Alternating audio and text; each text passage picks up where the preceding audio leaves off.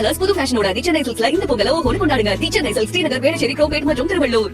பொங்கல் பண்டிகை கொண்டாட்டத்தின் ஒரு பகுதியாக இலங்கையினுடைய திரிகோணமலை அடுத்த சம்பூரில் ஜல்லிக்கட்டு போட்டிகள் இன்றைய தினம் நடைபெற இருக்கின்றன. இலங்கை வரலாற்றிலேயே முதல் முறையாக இந்த போட்டியானது நடைபெற இருக்கிறது.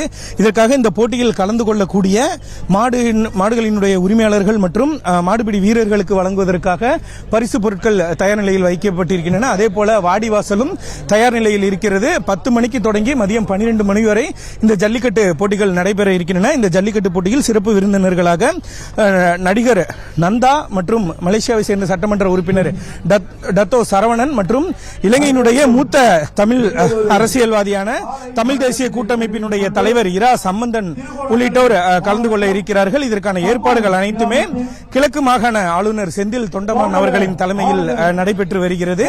இதில் பொதுமக்களும் பார்வையாளர்களாக அனுமதிக்கப்படுகிறார்கள். அவர்களுக்காக டிராக்டர்கள் நிறுத்தப்பட்டு அதிலிருந்து இந்த போட்டியை காண்பதற்கான ஏற்பாடுகள் செய்யப்பட்டு இருக்கின்றன.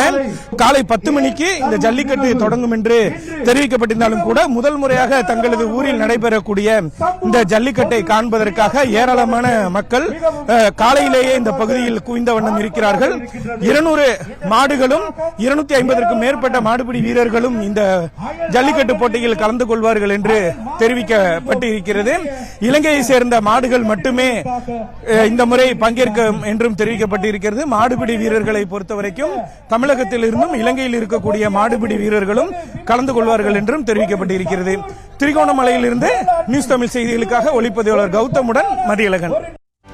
செய்திகளை உடனுக்குடனும் துல்லியமாகவும் தெரிந்து கொள்ள சப்ஸ்கிரைப் பண்ணுங்க.